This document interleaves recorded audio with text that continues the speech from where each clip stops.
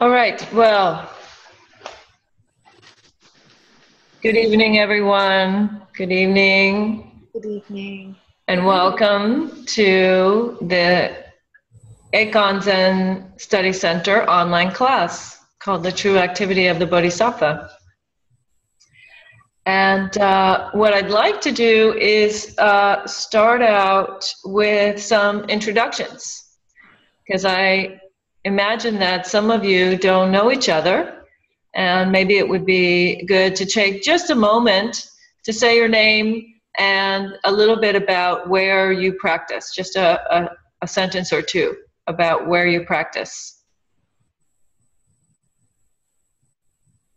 So I'll start. My name is Konin. I am the guiding teacher of Ekan Zen Study Center and also of Empty Hand Zen Center in New Rochelle, New York. Well, in case we're going in a Partridge Family order, I'm Dana Elliott, and I practice in Athens, Georgia. And Konin is my teacher. Do we have to hit volume, or can you hear me? I can hear you. Okay, well, I'm also in Athens, Georgia. I'm Tom Thrasher, and I attend the Athens Zen group. Norma? I'm Norma Fogelberg. I'm in San Francisco currently, and I practice in a multitude of places, and my teacher is in Bloomington, Indiana. Mm-hmm. Terry? My name is Terry, and I live at San Francisco Zen Center. I'm a student at City Center in San Francisco. And Konin's my teacher. Okay. And Margaret? Oops, sorry. Try again, Margaret. My name is Margaret. I was at Empty Hand for many years.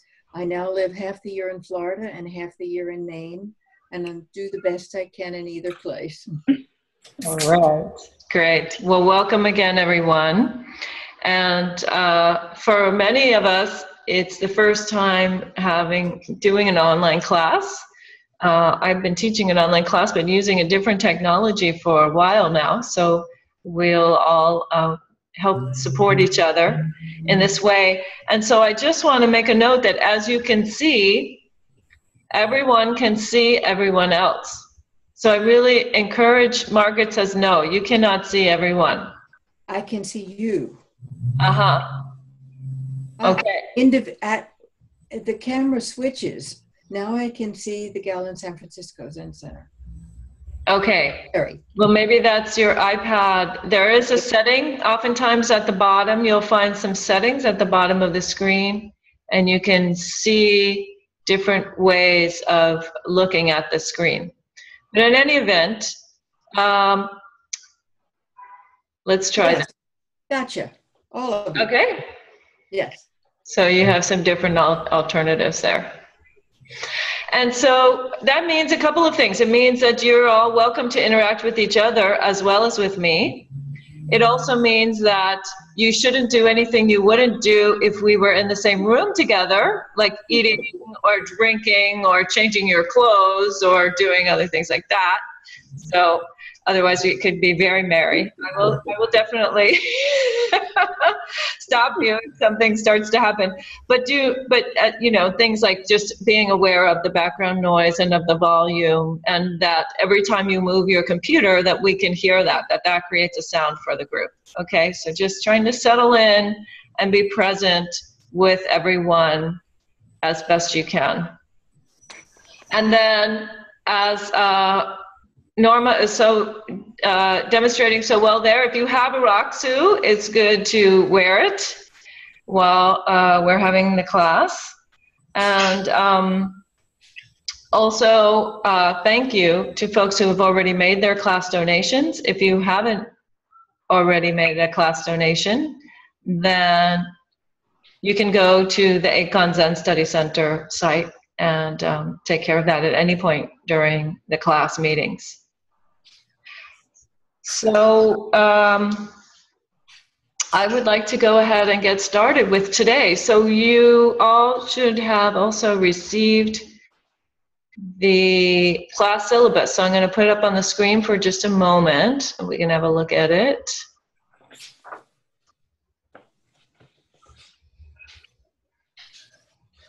All right, can everybody see that? Yes. So, Yes. Great. So the Ekan Zen Study Center class will we'll be meeting every Thursday night at this time, except for the first Thursday in August. And there's a little bit of summary about the class there. And I'm going to skip by that for a moment and just go to the first class. So today's topic is to have a look at the 3 translations text, talk a little bit about the sutra in historical context and as part of the Prajnaparamita teachings, right? So this part right here, and as a guide for the Bodhisattva path, sutra in historical context. Okay, and you noticed on the syllabus that each week has basically a koan for you to consider. So I'll return to these questions at the end of the class. For you to consider between now and the next class. So any questions about any of that basic housekeeping items before we move on into the material for tonight? No Okay. question. All right, good. So the Diamond Sutra is the basic text for our class. And the Diamond Sutra is part of a body of teachings that are referred to as the Prajnaparamita teachings. So the original sutra is the Ashtasaka Shrika Prajnaparamita. And that means, that's the Prajnaparamita in 8,000 lines. And it was translated by Kanze. One of the most common used translations is by Kanze. It looks like this. And it's normally referred to just as the Ashta, or even as the A. And the original 1,000 lines, so when we speak about lines, a line is actually a sloka. The Sanskrit word is sloka, and it means a group, a phrase of 32 syllables. And it dates back to when the teachings were all orally transmitted, right? And so 8,000, the 8,000 sloka version is actually 8,411, but who's counting really? And then it was increased from there to the 10,000 version, the 15,000 version, the 25,000 version, and the 100,000 line version of the Prajnaparamita teachings. And then some scholars believe that the shorter versions came later, that the teachings were then condensed down to the shorter versions. So the Diamond Sutra is the 300 sloka version of the Prajnaparamita teachings, and the Heart Sutra is the 25 sloka version of the Prajnaparamita teachings. So these are all related. However, if you actually compare the content of the Diamond Sutra is the story of Subhuti, one of the Buddha's disciples, hearing the Prajnaparamita teachings for the first time. So in terms of chronology, it's not clear to us, right? So, and this is often happens, this is often true with the Mahayana Sutras. right? So they were written down. This text was originally in Sanskrit.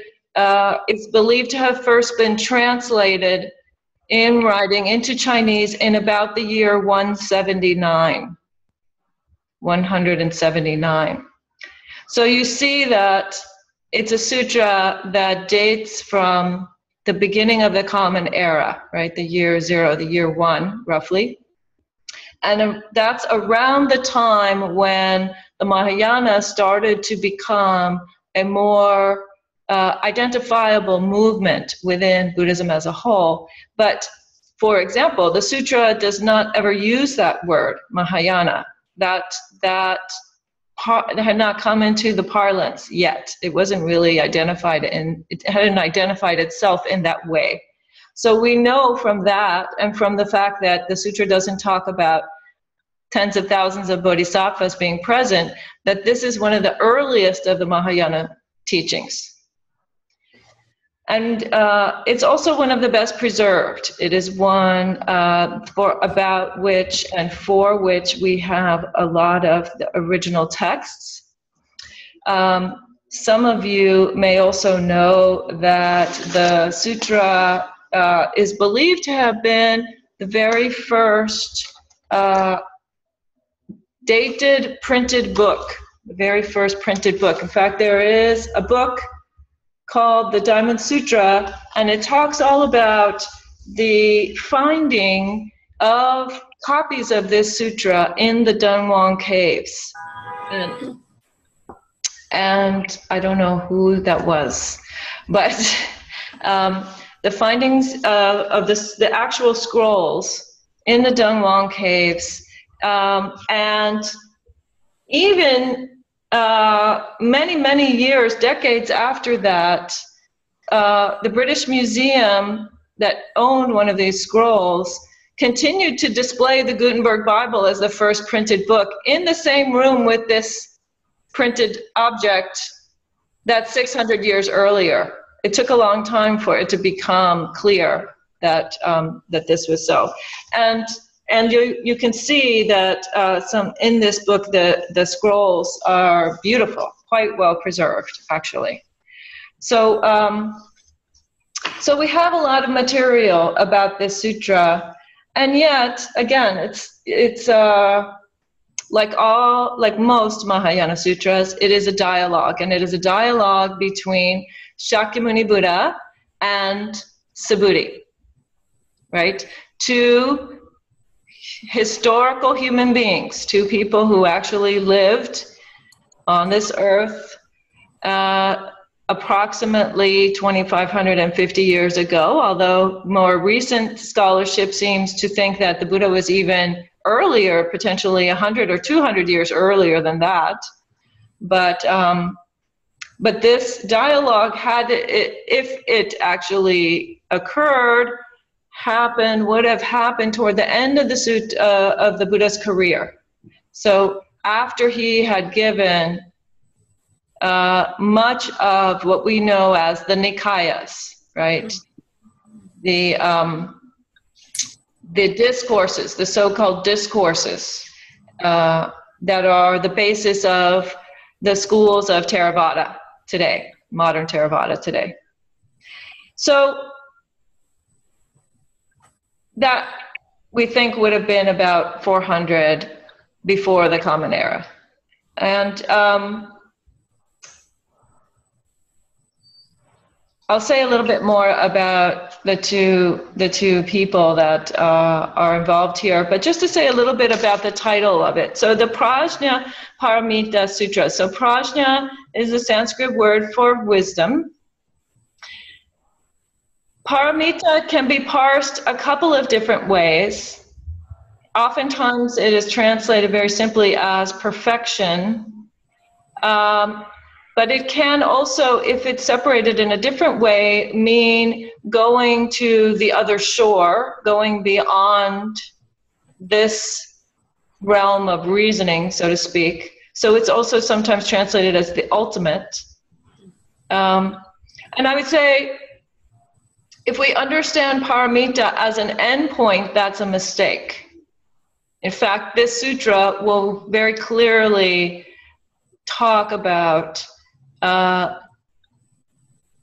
not stopping at a fixed concept of what we mean by wisdom, not allowing ourselves to set up some kind of fixed point in the future where that might be.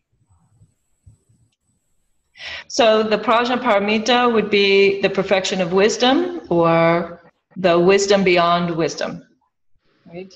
That is the general context of this set of teachings. And sutra, the word sutra literally means a string. And again, this relates to the way that the teachings were transmitted orally, right? So they were kept in it as like a thread of thought, a thread of thought that someone could verbalize, could just recite. So this is what we mean by the sutra.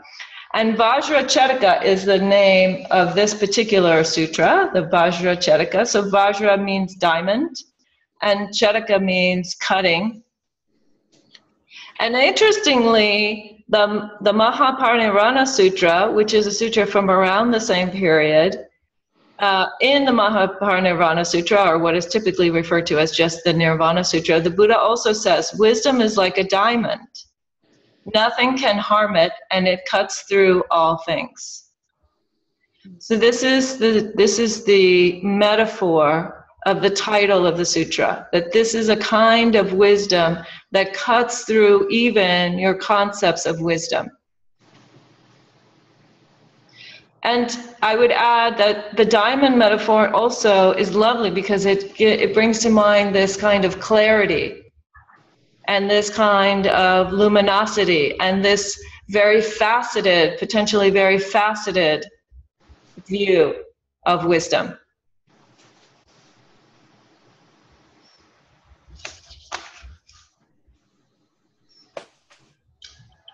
So the Vajracharaka, as I said, is a dialogue. It takes place in Shravasti. So Shravasti was the capital of what was then Kaushala. That's not a province in India anymore, but in northern India. And even at that time, in the Buddhist time, Nagarjuna says there were about 900,000 people in that city. It was quite a big city. And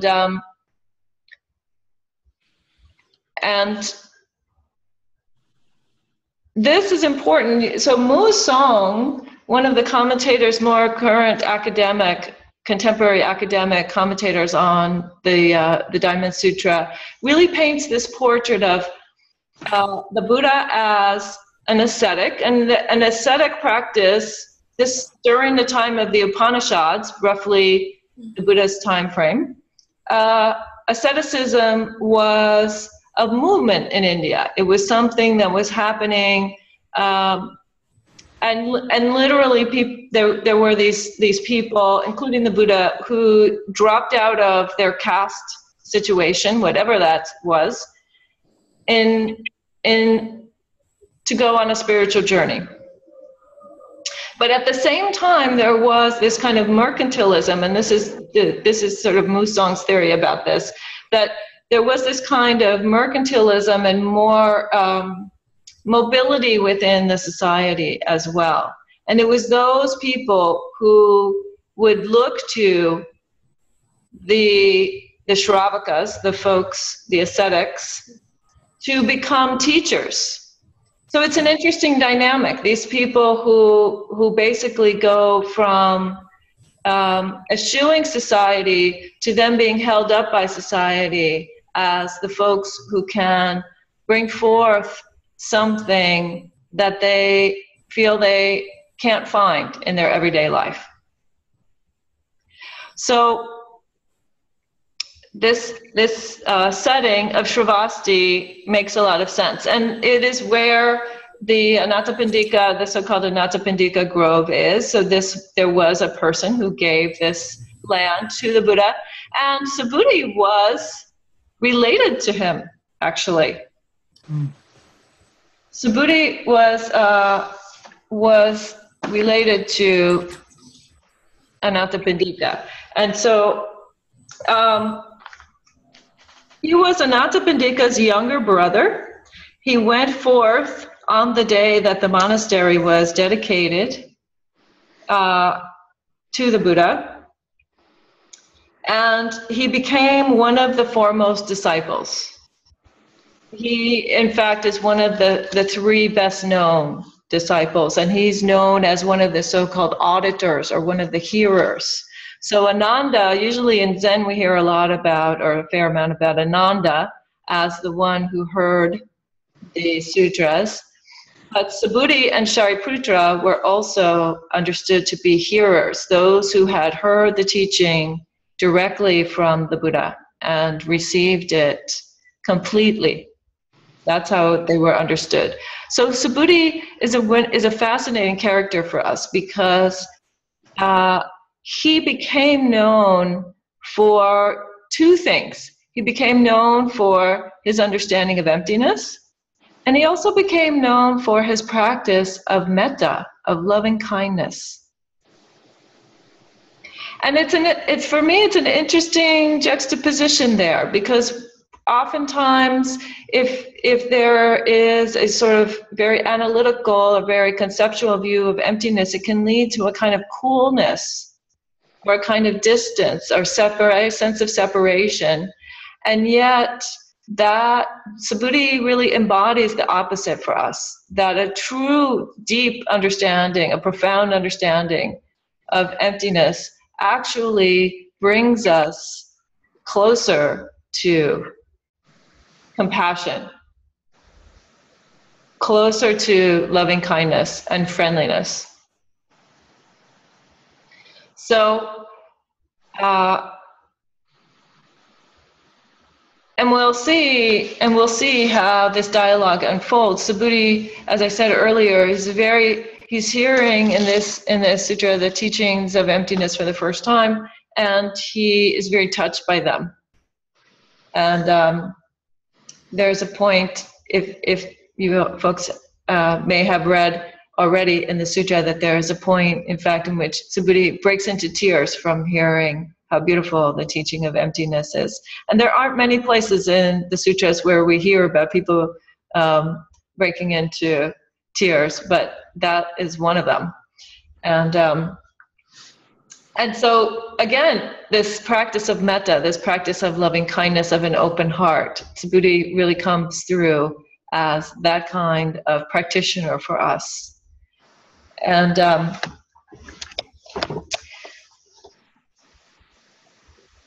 so I'll stop there, and maybe we can have a bit of a conversation about that before going on to a little bit more about the various translations.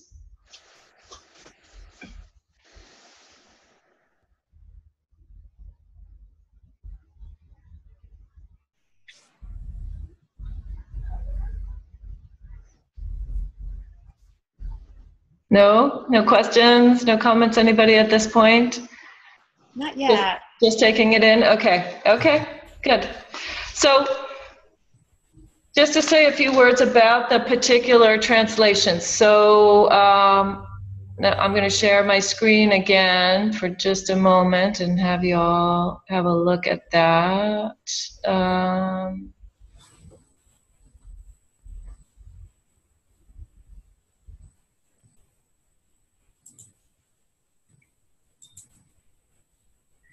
Okay, so as I mentioned on one of the previous emails, you may have to go up here to the view. Oops, now what happened to my... You're fine here. Oops. Yeah, no, my mouse is a little bit slow. Okay, mute.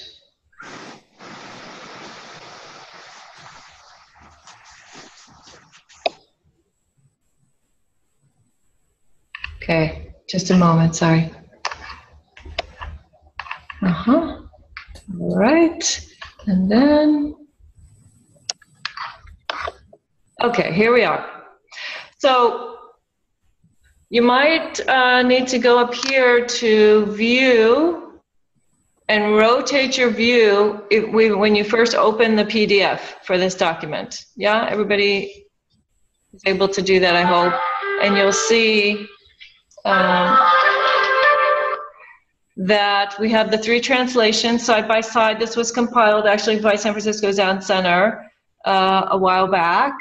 And as I said in a previous email, I really encourage you to consider buying at least one of these texts.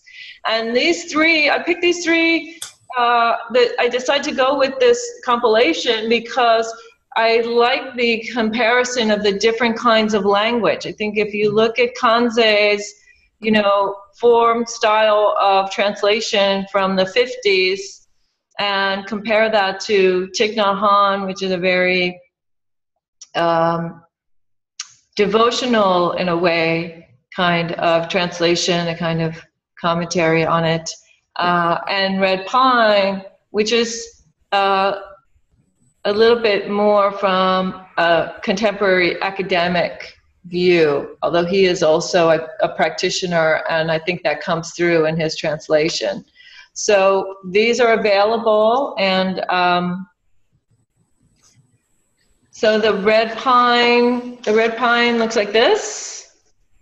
They're all available on Amazon. The Thich Nhat Hanh is a very short version. So the red pine is a tome. You can decide for yourselves which one you want to do.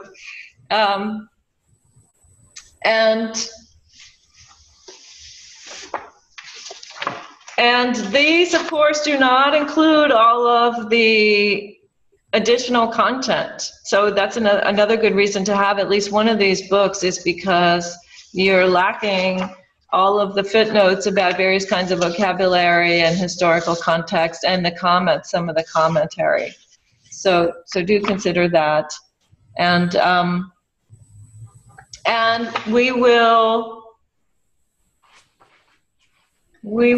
basically start with chapters 1, 2, and 3 next week, although we can go into a little bit of that today if we have time. But basically, the division of the sutras, so the sutra is divided up into 32 chapters, and that was done by a Chinese monk. That was not part of the original way that the sutra was developed. And it's 32 because it matches the 32 marks of the Buddha. And this was one of the ways of a very subtle teaching of this sutra as the body of the Buddha. So this is, again, getting into a kind of understanding of the Tathagata that is much more Mahayana than it is Hinayana or Shravakayana, is maybe perhaps a more polite way to refer to them. So this is something for us to keep in mind as we're going through the sutra, that when the Buddha speaks, and actually to some extent when Subhuti speaks, they are representing Buddha as awakened nature of all things. Not just these 2 historical human beings, but rather the teaching itself as an expression of the Buddha inherent in all things. And this unfolds in a way in terms of how the sutra talks about wisdom, in terms of how the Buddha himself demonstrates wisdom, in terms of the way that the Bodhisattvas are instructed to act. So thinking about this text as the body of Buddha, it also brings to mind something about you could say, a much a more vast way of thinking about merit. And so merit is a topic that comes up a lot in this sutra. Merit meaning the beneficial consequences of practice, to put it simply. And the emphasis here is again on taking this incredibly vast view of beings. So the basic teachings of emptiness, would be something along the lines of all things are arising interdependently. And the Buddha, Shakyamuni Buddha, the historical Buddha, encouraged his students to study this in their own bodies and minds, right? A lot, if we think about, for example, him telling monks to go to the charnel grounds and have a look, what's going on there, right? So that form of the teaching of emptiness is very familiar, perhaps. And the wisdom beyond wisdom, however, takes that to another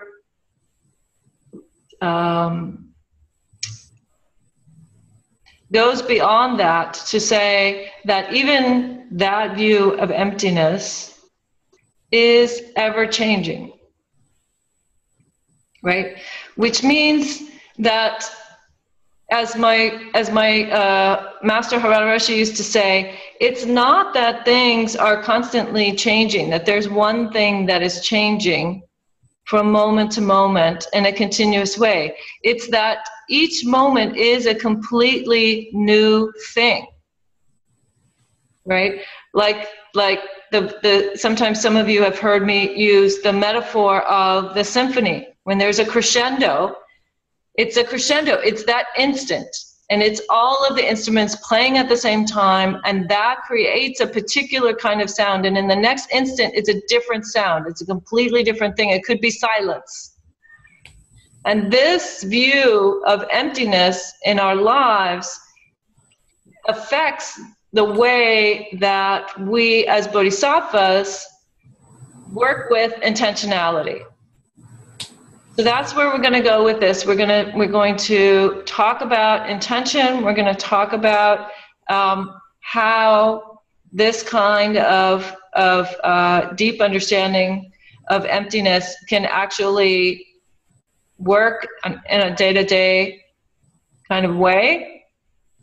And before we get any further into that, I want to read to you from the historical Buddha in the numerical discourses in the Anguttara Nikaya, the Book of Fives. He says this. This is to encourage you all. So he says, in the future, there will be, he says bhikkhus, but we could expand that to say, practitioners. There will be practitioners who are undeveloped in body, virtuous behavior, mind, and wisdom. And when those discourses spoken by the Tathagata are being recited, that are deep in meaning, world transcending, connected with emptiness, they will not want to listen to them. They will not lend an ear to them or apply their minds to understand them.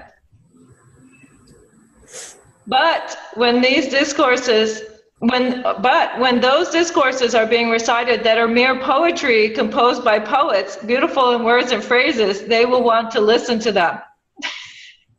So this is a future peril that you should make an effort to abandon. So the Buddha is exhorting us by saying that even in his time, the teaching of emptiness requires some effort to understand. And it may not be very poetic. It requires some difficult language sometimes. And it's my hope to work through that with you, and that we can actually find the poetry in this kind of language. So, anything on that part? Questions, comments, concerns?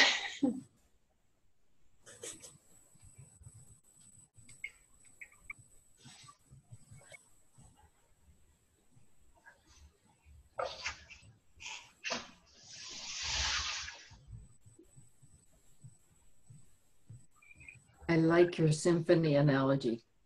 Mm-hmm. I really like that. Mm-hmm. With everything playing together, everything affecting everything else. Yes. All happening continuously. I Yes. really like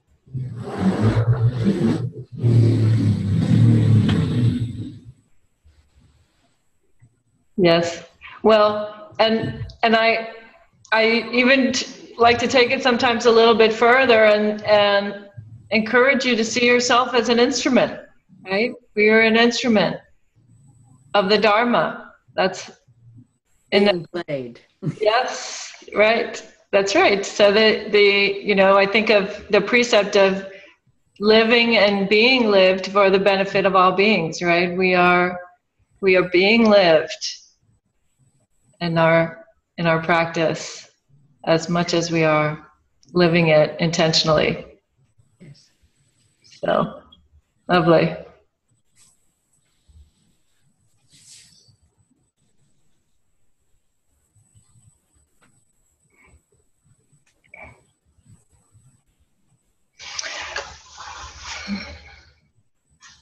Well, any other comments or questions, thoughts? There's one thing that came to mind with me when you were talking about prajna. Mm-hmm. I heard Red Pine in a recorded seminar say that the pra part of it comes into English out of the Greek in our words like prognosis. It has to do with knowing before knowing. Mm-hmm. We say wisdom beyond wisdom, but it's really before you even know that you know it's present. And I just am a word person, so I found that very interesting. Mm-hmm. Well, it sounds to me a lot like Dogen's view of enlightenment, right? Dogen's view of enlightenment as inherent. Yes. Right? Mm-hmm. So if we think about enlightenment as being in absolute harmony with the nature of change and the nature of interconnectedness, then of course we are that thing. We must by nature be that, because we are fully integrated into it. Just like we must, the drop in the ocean must by nature be salt water. Mm-hmm. Yeah. No matter how hard we fight it. No matter how confused we get very confused about it. Yes. Yeah. Well, and speaking of confused, so the other thing that I would like to bring up for you is one of the oldest Zen teachings on the Diamond Sutra is about Tozan. So, Tozan was an expert in the Diamond Sutra, and he was going to the monastery. And in order to get to the monastery, he stopped at the tea shop. Right? One of these great tea lady stories. One of these great tea lady stories. And he was carrying his treatises on his back, which was unbelievable. You think of somebody having like a whole chest of drawers basically on their back at that time. These scholars that would walk around with the big books. And the tea lady says, "Oh, you're an expert in the Diamond Sutra. Great. Well, the Diamond Sutra says the mind of the past cannot be grasped. The mind of the future cannot be grasped. The mind of the present cannot be grasped. So with which mind will you eat your tea treats?" And he's stumped. He's so stumped that he basically goes up the mountain and proceeds to burn all his treatises.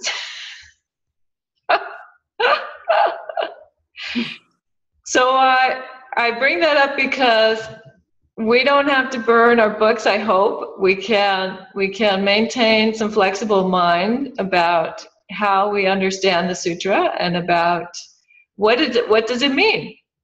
What does it mean to eat your tea treats with no mind?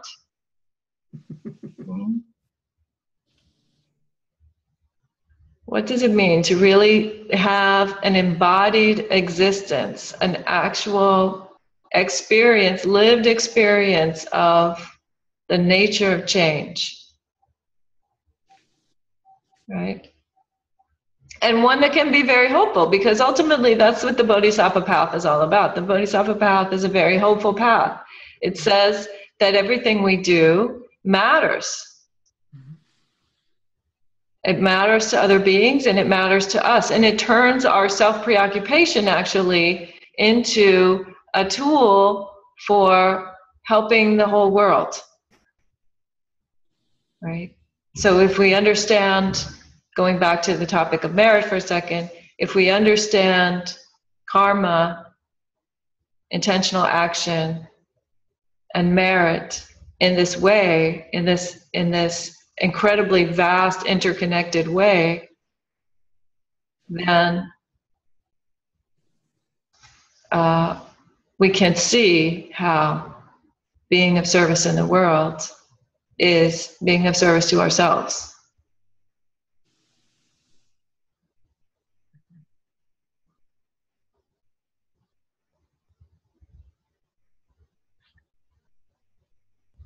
So I think Subhuti knew something about that.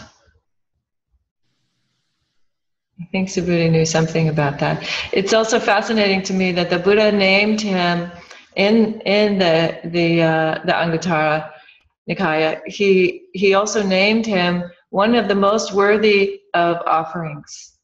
He really liked Subhuti. The Buddha really honored Subhuti as a practitioner in many ways, in many different ways.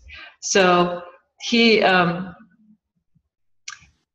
unlike Shariputra in the Heart Sutra, so Shariputra in the Heart Sutra, Shariputra was the general of the Dharma. He was a very, very stern practitioner. And in the Heart Sutra, he gets taken to task. Basically, he gets, nearly scolded by Avalokiteshvara, right? Form is none other than emptiness. Emptiness is none other than form. But in this sutra, and we'll see a little bit of some of the differences here. So for example, Red Pine, Bill Porter, sees Subhuti as sometimes speaking from the more Theravadan view, and yet Thich Nhat Hanh sees that slightly differently. When Thich Nhat Hanh reads the same passages, he interprets it slightly differently and sees Subhuti as always coming from the standpoint of compassion, regardless of Theravada or Mahayana view. So we'll have a look and we'll see what resonates for us in terms of that discourse that happens between them. But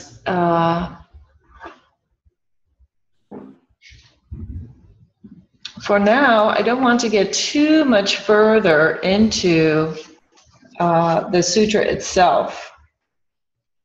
So I'll talk a little bit about the homework for this week. So the 3 questions that you have, and we could even discuss a little bit of the 3 questions today off the cuff, but certainly I would like you to sit with them for the next week. So the 3 questions you have for homework this week are you ready to be on the path of the Bodhisattva? What stands in your way and what supports you? So, like all good koans, the answer may change from day to day, from moment to moment, between now and next week. But perhaps some of you would like to say a little bit about these questions, or how even you would think about these questions. I had a question about the first question. are you ready to be on the path? And my question was, are you ever not on that path, whether you're ready or not? Well, that's a good question, Margaret. You know, that's an important point. So to have the intention to be a bodhisattva is said to be one of the most important steps. And yet, you cannot actually be on the path of a bodhisattva unless you are taking action as a bodhisattva. That distinction is made very clear. And it's actually made very clear in the sutra what kind of action is helpful and is skillful. But the bodhisattva path is definitely a path of action. Okay. So you can be not on the path. You can even have the intention to be on the path and still not be on the path because you're not actually living into it. But we're always acting. Whether we're acting skillfully or unskillfully, whether we're acting thoughtfully or unthoughtfully, we are functioning. And in the process, we're affecting everyone else. Yes, So but the bodhisattva path... Yes. Sorry, go ahead. We may or may not be technically on that path in terms of intention, but we are functioning that way. The fact that we are affecting all people is truly happening no matter whether we understand it or do not understand it or aware of it or not aware of it. I entirely agree with you. But the bodhisattva path is a path of intention and a path of activity to benefit beings. So it specifically takes an understanding of the absolute and brings it into the subjective realm and says, we have to actually make that kind of discernment. This is where the concept of skillful means starts to come in, the concept of upaya, right? That we actually have to make it manifest. Or as Dogen would say, all beings are Buddha nature and yet is not realized without practice. Realized in the sense of understood experience, but also realized in the sense of brought into being. Okay. Yeah. Yeah. Norma, you wanted to say something. I thought I saw a hand. I'm okay. Okay. Thank you.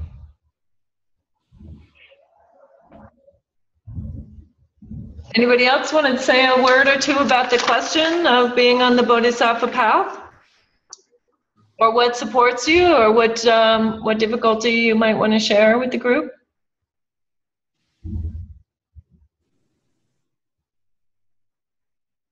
Oh, Tom, hold on, Tom. Wait, I had muted you because of some background noise. Hold on. Okay, there you go. Is it okay? Yes. Can you hear me? Yes. Okay. In the spirit of there are no dumb questions, how do we know even if we have intention of being on the path, how do we know if our action is truly skillful? It can be a very subtle discernment.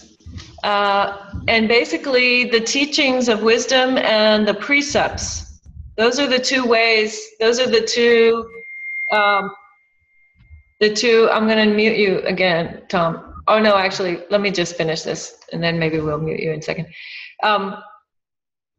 So the tools that we have to help us discern skillfulness as bodhisattvas are exactly this. These sutras, the Mahayana sutras, the teachings of wisdom, and the teachings of wisdom as they manifest in the contemporary world, right? So other books, other teachers, this class, I hope, and the precepts. So the precepts can be understood in many different ways. One way to understand them is that they are sort of rules for behavior.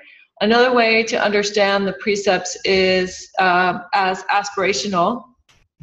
And another way to understand the precepts I would propose is that they are actually description of the cause and effect of our life. If we behave in these ways, then there will be skillful consequences. And if we behave in other ways, there will be unskillful consequences. And so they give us a way they tell us a little bit about the way things work. When I take the vow to live and be lived for all beings, then that vow can support me, can support all beings, can be part of a skillful path. So, or when I take the vow not to do evil, for example, right? One of the three pure precepts. So the precepts are, in a way, describing reality, the reality of how karma works, how the path works.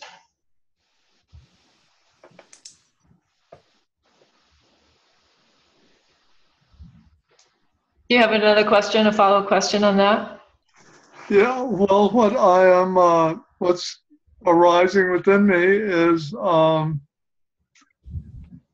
the one hand, my readings so far of the Diamond Sutra, I come away with the impression that appropriate, skillful, compassionate action arises spontaneously from an awakened mind and a compassionate heart, or without discernment, without the interference of language or conceptualizing. But then it seems as though we still need some expressed conceptualized standards to discern. And it seems like a kind of dialectic that requires navigation. That's what. Yes. Yes. Yes. Right. So when we have a perfectly clear experience, knowing of interconnectedness and impermanence, then we act from compassion and harmony and enlightenment. That's what that means. But most of the time, we're a little more confused than that. We're not quite that clear. So we have to find the skillful means. We have to take these wisdom teachings and put them into some kind of understandable language. We have to take the precepts into our lives and figure out, what does it mean to say, I will not do evil, I will not kill, I vow to take refuge in the Buddha. We have to really find for ourselves that the meaning of that.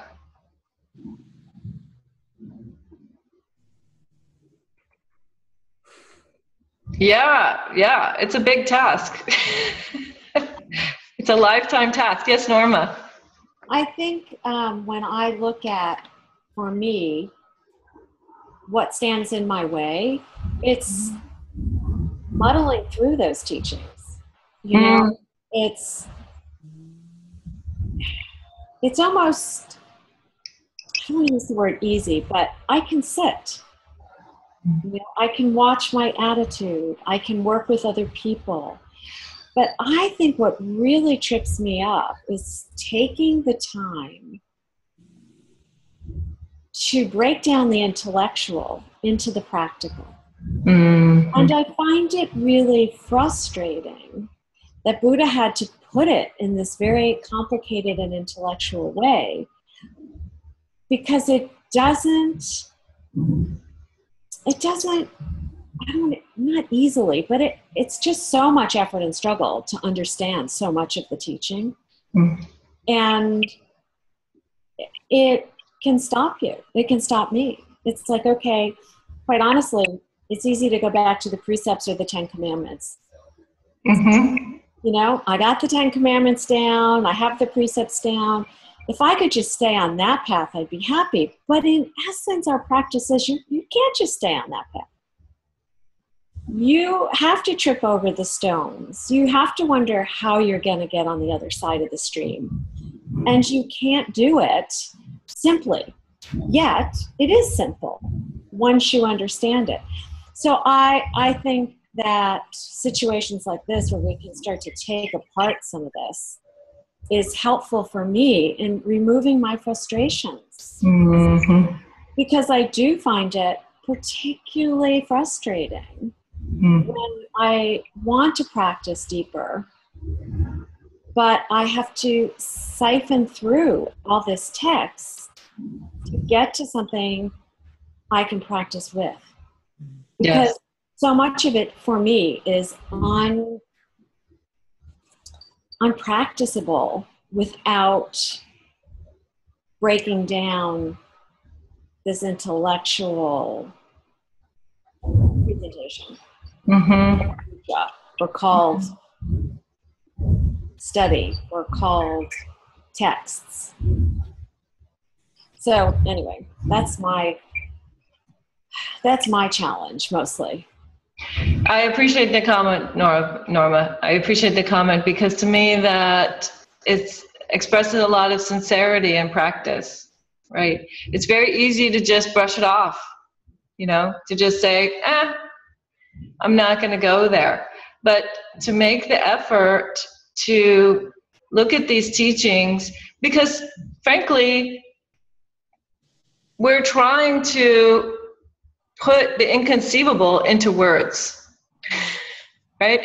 So and this is again why the metaphor of the diamond is so lovely, because we have the myriad facets, and we can't deal with the myriad facets, frankly. It's just too much. Overwhelming. So, yeah. And so we have to really take it a little bit at a time and see how we can deconstruct it a little bit and put it into some current language, some language that starts to make a little bit more sense. And I hope we'll be able to do that. But yes, I really appreciate the comment, because it also reminds me of Harada Roshi saying over and over again, our practice is hearing, thinking, practice. Hearing, thinking, practice. Hearing, thinking, practice. Right? There's a thinking part that has to happen in there in order for us to have some kind of framework for our experience and our intention. Otherwise, it's just kind of dull. Yeah, and it also parallels to me the importance, again, in breaking this down, deconstructing it, the importance of Sangha, the importance of our Zazen, and the importance of our study. Yes. Because when there's not someone like you around to comment on an action, I will turn to my dear friend Dana and say, help me out here with my intention. Will you be my mirror? And then with that, you can let go of it. And meditate. So, yeah, didn't make it easy, did it? No, it's going to take some effort. But well worth it. Yeah.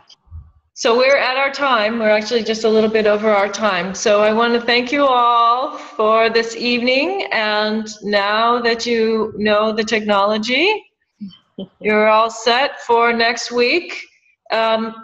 Please don't hesitate to drop me an email or give me a call if you want to talk about the material between now and then. Okay? All right. Thank you. Thank you. Good night. Well, Bye.